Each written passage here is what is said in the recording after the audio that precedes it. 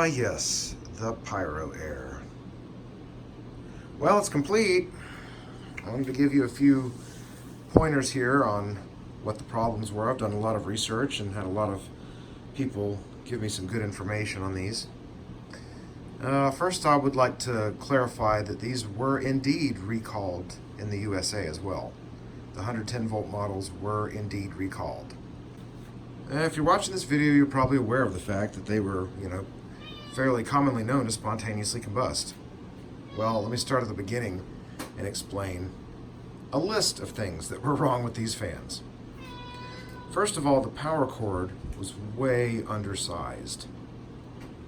On this particular fan, right here, the power cord was only rated at 2 amps. Yet the motor on this fan is almost 2 amps. So, undersized power cord that ran up to a control board. Now, the control board, which manages the slide switch speed controller there, here's a picture of what happens. There's a resistor on the board that can overheat and catch fire. The material that the board is on here is plastic. It's called polystyrene. Polystyrene is also styrofoam.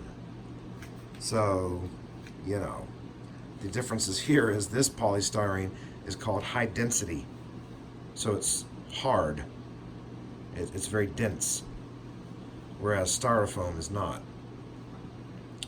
So this control board with this hot resistor can catch fire.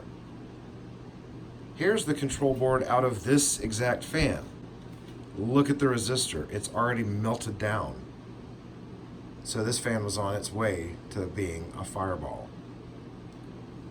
The third part is that the motor, which also has very, very thin head wires going to it, does not have any sort of thermal protection whatsoever. If it stalls, it just overheats, and there is no overheat protection. Surrounding the motor is this flammable polystyrene, directly in contact with it. Inside the motor, there's cotton inside the motor. Cotton string holding the windings together, cotton sleeves over the head wires. Finally, there's no fuse protection at all. There's no polarity protection. And this control board is energized anytime the fan is plugged in. There's no off about it. When the control board switch is set all the way down at minimum, I still measured an output of 40 volts to the motor. So as long as it was plugged in, the motor was sitting there receiving 40 volts in basically a stalled condition. Such a good idea in general, but poorly executed.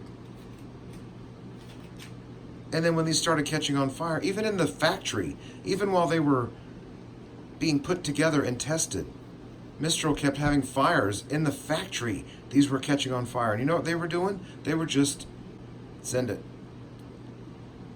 And there were hundreds of fires. And there were at least 2 deaths, which were children. This particular fan here is a 1979 model. It was part of the recall. The United States issued a recall as well, but they were not to be returned, they were to be destroyed. Not thrown away, but actually destroyed where they couldn't be reused and nobody could reclaim them out of a landfill and put them to use. So, a large part of these fans were destroyed. Now, fast forward to this one, which worked, except for the burnt resistor I showed you. What does a Harley do to make these safe? Well, the first thing I did is start at the beginning. I replaced the power cord. This is a thick 16 gauge power cord.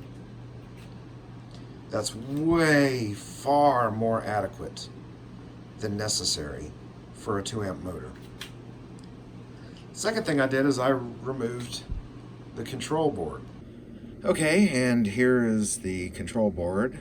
Actually, this is what it normally looks like. Haha, just kidding. This switch is simply glued in place. There's no control board underneath it anymore.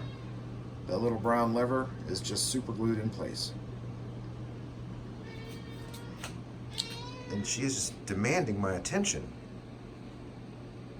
But then I give her my attention and she looks away. Leah. Hey, Leah. Yo! Yeah, Spats is in the background working on the CT100. Girlfriend. So anyway, I wanted this fan to be as original as possible, including its functionality, but how do you do that if it's a fireball? So, I installed a speed controller that I think should be adequate for this little 2-amp motor because it can operate up to 25 amps of motor speed control. I think that's going to be adequate. Let's take a look at it. Oh, but now you're wanting to be in the video. Okay, so what I did, I installed the new power cord, which goes directly to this, a fuse. If this thing draws more than 2 amps, the fuse is going to blow. Now, the fuse, which this is a polarized cord, so the hot comes out of the fuse and goes directly into the motor, where I have embedded a thermal fuse in the windings. If the motor gets too hot, that fuse will open. Then the power comes back out of the motor, out of the thermal fuse, into this controller, which varies the speed. Goes back into the motor through the separate set of wires. I've replaced all of the wires in this fan with 16 gauge, non-flammable insulation. And the reason why I run into the motor to the thermal fuse before the controller is if that thermal fuse, the motor gets too hot and the fuse blows, it cuts power to the entire fan. That prevents the controller from remaining live even though the motor is sitting there overheated and blown the thermal fuse. Now, the motor I isolated from the plastic with urethane bushings. That way it's not in direct contact with plastic. I also removed all the cotton out of the motor. And where necessary, I replaced it with non-flammable, high temperature rated zip ties. The head wires I replaced, and I shrouded them in heat shrink, also non-flammable. So this whole fan has been protected electrically because if it runs too hot, a fuse blows. If it pulls too much current, a fuse blows. It has a new controller that's rated at 25 amps, and I think this little 2-amp motor isn't even going to make it break a sweat. So, electrically, it's been made safe. What about this highly combustible polystyrene cabinet? Well, I sprayed the whole thing down inside and out with an industrial fire retardant. Even the handle has been sprayed down, even these little feet, with an industrial fire retardant spray. So, hopefully that makes a difference. I'm not trying to test that part, but we'll see. Alright, so the speed controller. That's on the back here, where it's out of sight, but it does the trick. I'm going to start off on high.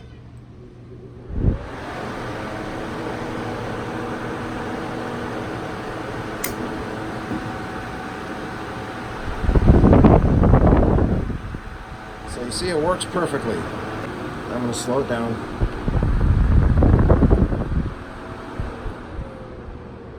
Let's put it on pimp speed here.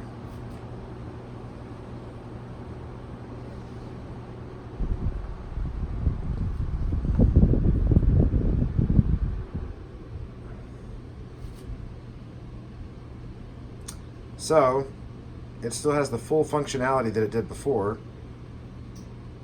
not to mention an even slower speed than was possible before. But now it's been made safe.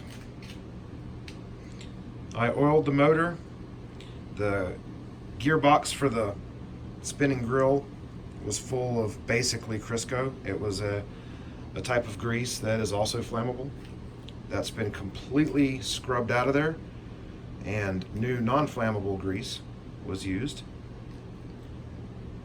So everything about this fan is now non-flammable. So it's going into the collection. Of course, we're not going to just sit there and let it be plugged in all the time. But yeah, I think this is the first Mistral Gyro-Aire that anyone has fireproofed. Fingers crossed. Thanks for watching.